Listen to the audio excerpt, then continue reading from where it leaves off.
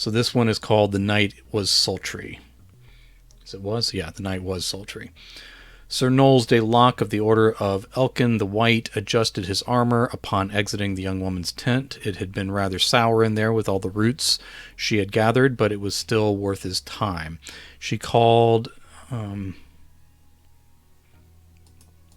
say that's what he told himself anyway. She called to his back with blessing for his coming adventures. Knowles decided to keep walking down the well-worn path to put his time with her behind him. I wanted to... It wanted to scratch. What am I saying here? Say he wanted to scratch. He needed to get at that deep itch, but he had already locked his codpiece into place. There was a very good chance that he had caught something from her that would require some roots or spells to cure, but he would go to someone else for that cure. It never really served to go back to anyone's tent after he finished with them. People were watching now, so he'd just have to ignore the itch for a while longer. No one wanted to see their brave knight scratching at himself. All right. Moving right along. Topping the hill, he breathed a little easier. More nomads and a freedman waved and cheered. I don't need to... Let's not say a freedman. More nomads, freedmen. Okay, I'm going to fix this. Sorry. Let me change this around. More nomads, freedmen, Oxford comma, and their children waved and cheered the brave knight as he continued his slow walk northward.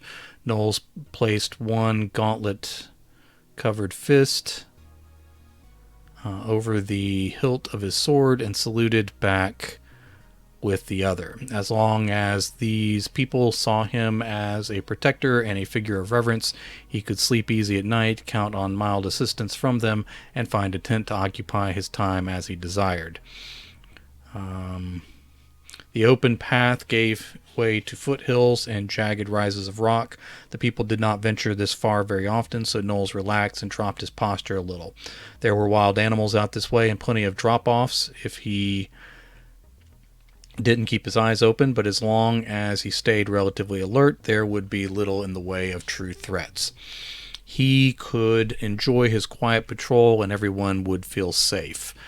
He was almost going to regret the day the regent finally decided to call him back to the kingdom of Valhark proper. There were far more prestigious assignments, but there were far more dangerous ones too. The trouble east and the disputed south and west would all be far less desirable locations. Miller Field here outside the cold northern borders suited him just fine for the time being. Out here in the north, he mostly answered to himself. Sounds carried down to him in the pass below the high cliffs on one side. He afforded it a brief pause and look, but saw nothing. It was sort of a popping sound. I'll change it to ing. It was sort of a popping sound that echoed, followed by some scratching. Could have been some great mountain cat. Could have been a raptor taking flight that he somehow missed. Nothing that would bother a man in shiny armor with a keen sword, presumably spoiling for a little blood. Knowles was quite happy with his uneventful patrols. Beyond the pass, he emerged on the edge of a sharp hooking crag. It provided a wide and stony view of the barren outer lands. This would be a fine place for dragons, if any still existed. There were definitely monsters in the east still, but even such creatures as those had no use for the cold stretches out here. That was just fine. He had only just begun to unhook his codpiece to address the deep itch plaguing him there, now that he was out in the privacy of this isolated place, as the howls rose through the cold air.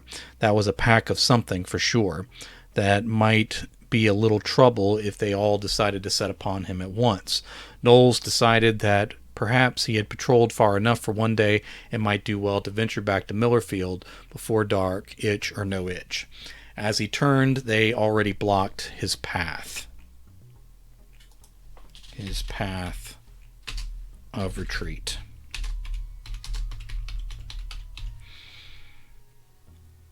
Somehow the hairy, raised-back creatures had weaved their way down into the pass behind him and were spreading out to pin him out on the edge of the steep drop. Wild boars, it seemed. They snorted and rooted their curved tusks against the rocky ground. That explained the scratching he had chosen to ignore earlier, but not the howls. Then the beasts rose up on their back hooves, and strange black claws erupted from their front hooves, now hulking over him in the air. Dark blood seeped from the ragged cuticles where these unnatural claws continued to grow. They opened their broad mouths, exposing too many teeth with fangs between. He suspected his miscalculation even before they let out their signature whooping howls. These were Innyman boars, a semi-intelligent monster that still lurked in the world and now had him to themselves here in the otherwise barren and quiet north. Knowles backed up and prepared to draw his sword. In theory, he could have been well fit to take on even a pack of these beasts alone, but it had been a long time since any reports of Innyman attacks outside of legends and fairy tales. Who knew what was truth and what was story at this point? What was a well-turned story at this point? There we go. They charged all at once in a rush. Knowles dropped his grip from his undrawn blade and chose to go off the side instead. He slid down the smooth rock slope on his feet at first, but then fell to his backside and slid even faster. His loosened codpiece flew away and was lost. The Innyman dropped to all fours. Did I already say dropped up here? Nope. The enemy dropped to all fours and followed him down, weaving through the rocky incline with much greater skill. Knowles found his feet again and continued down a little faster in a crouching stance of retreat. The howls and scratching dogged his rough trail. He hadn't quite reached the deepest shadows of the rough canyon before the ground leveled out and he started running for his life. Started running along the lateral ledge for his life. There were far more drops to see the fleeing night fall away into some pit forever. This was not the ideal path to wander deeper into the northern barrens. Knowles built up a running start and leapt a wide gash through the rocks in his path. He cleared the dark, empty opening, but not with grace. He tumbled on the other side, twisted and dented the plates of his armor. He also managed to take a painful shot to the groin where the missing codpiece no longer protected him. The deep pain did nothing to help that persistent itch. The Innyman leapt to, a couple made it across and scrambled toward Knowles. A couple more behind them fell and squealed all the way down to their deaths in the depths. The rest of the pack pulled up short. This was his chance. He finally drew his sword and prepared to deal with the duo of pig-faced monsters on his side of the break. Instead of... Okay, let me do this. He just needed to avoid those teeth and fangs and those terrible black claws.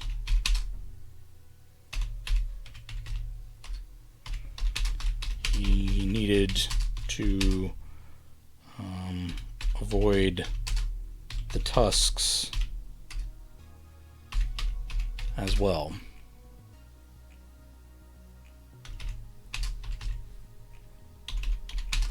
Maybe standing to fight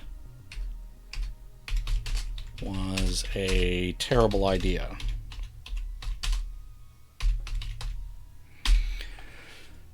Instead of the knight's seldom used blade, it was a series of echoing roars that scattered the surviving enemy on both sides. Knowles whirled around with his sword at the ready, but still unused. Gog trolls.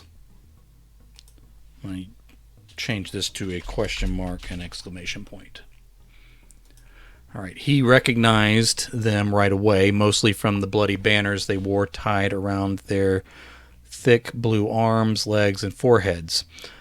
Much worse than any of the common species of trolls, Gog trolls could bite a person from any one of their multiple heads.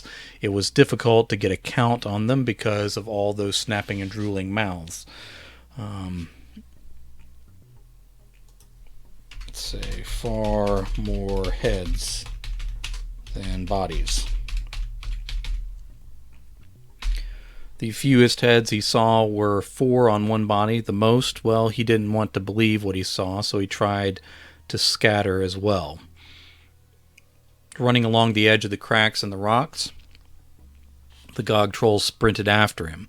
They were a bit clumsy, but they had longer legs and long clubs to strike the ground just behind his heels.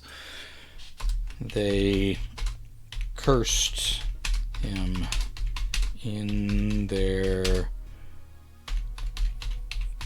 clicky, slobbery language from all those hungry mouths. So he tried to run faster.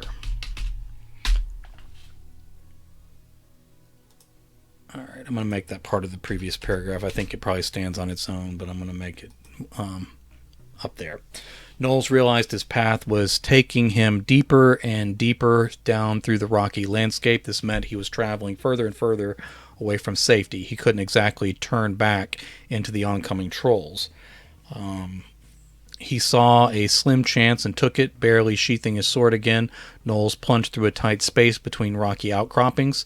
He scraped his armor in loud, shrill protest, but could not afford to slow down. Straps snapped, and he left pieces of his abused armor behind in the narrows as he continued through. The Gog trolls beat at the openings, but could not follow.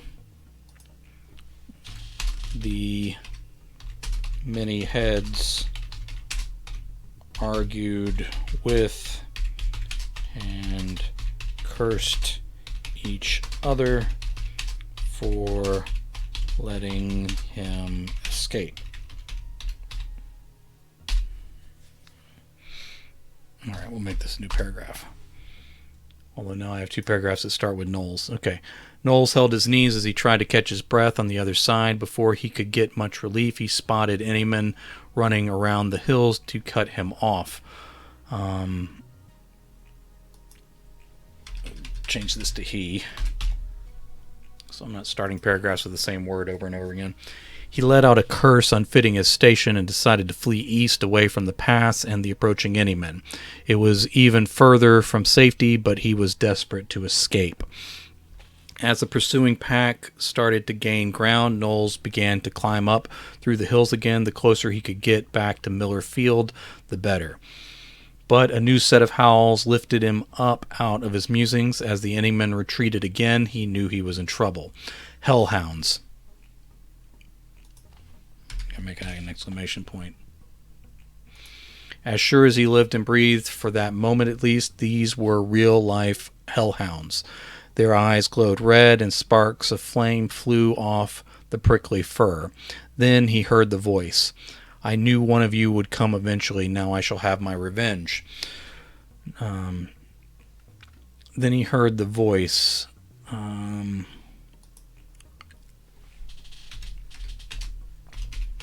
That did not take to the common tongue of Valahark well. I knew one of you would come eventually. Now I shall have my revenge. Knowles turned in a full circle trying to locate the speaker. Then he spied the man in among the growling hounds. As the creatures.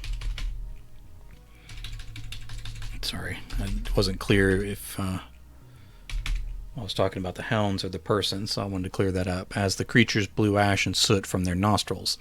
He was a very dark man in a robe and cape of thick gray and white fur from the pelts of more common animals. A helmet made from bones of a great skull with long fangs hid much of the man's face, but his odd blue eyes showed through. Those eyes were a sharp,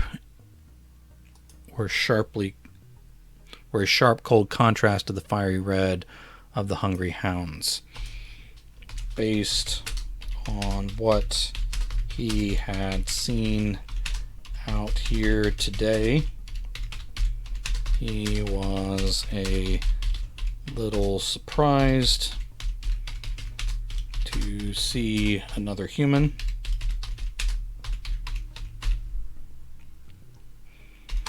Even if it was the most hostile looking barbarian he could imagine.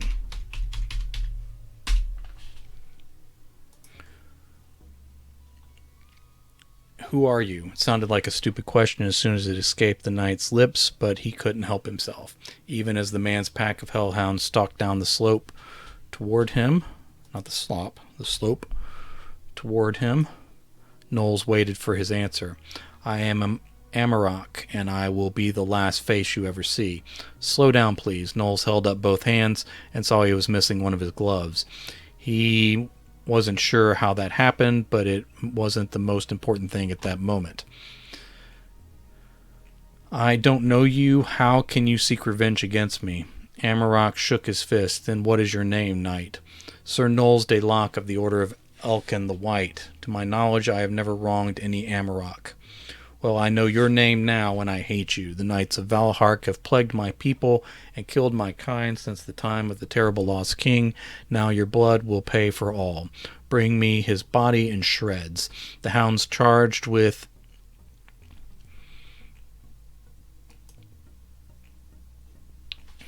let's see. He followed this with a barking command that was not a language Knowles recognized. All right, I'm going to make this in the same paragraph, sorry.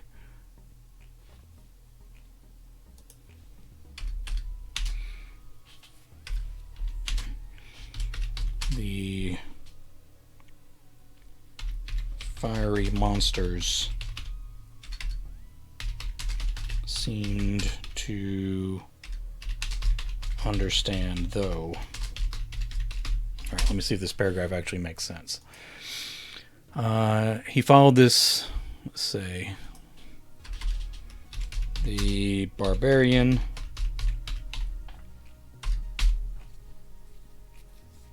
followed this with a barking command that was not a language Knowles recognized. The fiery monsters seemed to understand those. The hounds charged with trails of fire scorching the rock behind them. Knowles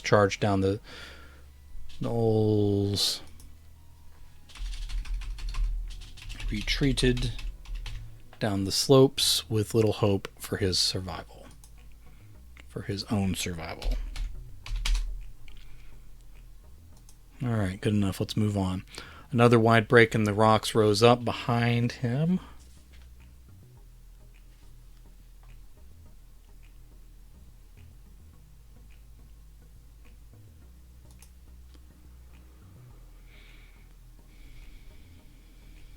That doesn't make sense. Another wide break in the rocks rose up as the snapping and sparking teeth of Amarok's dogs drew closer. He prepared to jump, but quickly saw he wasn't going to make it. Then he spotted a rushing river far below. If he dropped down in there, he might never find his way to the light again, he feared. That was assuming he was not dashed upon the rocks on impact. That was assuming he was not dashed upon the rocks on impact, which was a foolish assumption. All right, very good. But when you had fiery hounds on your tail, he leapt. Knowles wheeled his arms and legs. His stomach rose up in his throat as he dropped like a stone. The water was so cold on impact, he swore his heart stopped for a moment. He struggled to swim up to the surface again, but his remaining armor weighed him down. Knowles fought to free himself from the weight, but kept striking the rocks underwater as he was swept along. Finally, he freed himself from most of the metal and broke the surface. As he continued to be battered upon the rocks, he choked and belched out the mineral-rich, frigid water and tried to draw just a little pure air again. Even without his armors, the eddies in these rapids threatened to pull him under again. Hands took hold of him and pulled him out onto the flat lip of rock along the edge, onto a slippery flat lip of rock along the edge of the deep, let's say along the slippery edge. We'll put slippery there. Slippery edge of the deep river. He choked some more instead of offering his thanks. Not hands after all. No, these were hooves with sharp claws. Anymen, the same ones from above. How did they keep finding him? They tried to sink in their teeth as he continued to fight, and even tried to scramble. They tried to sink their teeth as he continued to fight, and as he even tried to scramble back into the unforgiving rapids. But they had hold of him and would not allow his escape again. That was until a new voice shook the world. This one belongs to me. The voice was much deeper, but he still thought it must be Amarok and his hounds. Instead of looking up into the broad faces of rock giants, they let fly with their stones from above, and the Anymen made themselves scarce again. Some of them climbed along the sides of the walls. Others dove straight into the angry waters. Knowles simply curled into a ball and covered his head. The largest of the giants reached down and plucked him from the edge. Knowles stretched out as he was held in the pinch of the giant's fingers that had his soaked shirt and hair in the grasp. The giant's breath stunk of wet rot as he said, "My name is Cervitex, and your kind are not welcome in this place."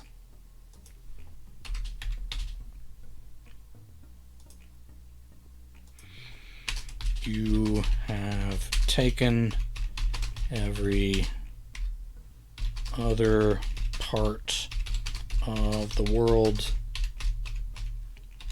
We will not surrender this to. The giants marched, let's say, because that's the actual word I'm looking for. The giants marched together over the hills as Cervitex held onto Knowles high above the jagged ground.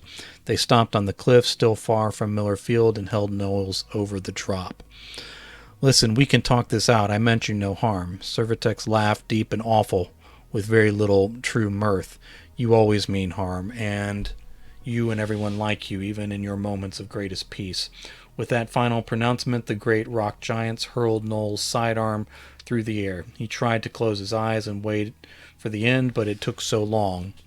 Knowles opened his eyes to see that he was spinning on top of some great stone plate, broad enough to be the floor of a chamber. The ground approached quickly, though, and he let out a high scream. The first impact was rough. It jarred Knowles all the way through his body. Each subsequent bounce and skip wasn't much better. Finally, the great plate skid to a halt in the middle of Miller Field, with the nomads and freedmen staring at the disheveled knight. Knowles tried to rise, but couldn't get his limbs to respond.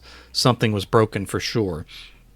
As the others gathered around him, Knowles slid his eyes to the side and spotted a pack of Indiamen watching from the top of the trail out at the last few rocks. "You have to be kidding me." The others began mumbling among themselves. Knowles cleared his throat and said, "I brought this treasure back from the rock giants. There are terrible dangers to the north." The others looked among themselves as the knight's eyes slid slowly closed and he started to snore. Some of them turned their eyes north to see if the rock giants were there. The Indian boars had slipped away into the shadows. They lifted the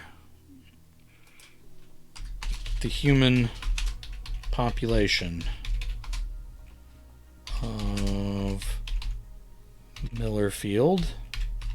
I think I've spelled that different places, so I'm going to need to shore that up and use the same spelling. The human population of Miller Field lifted their knight, again, wrong kind of knight, carefully and took him to one of the tents to be nursed back to health. If what he said was true, and they had no reason to doubt him, they were going to need him.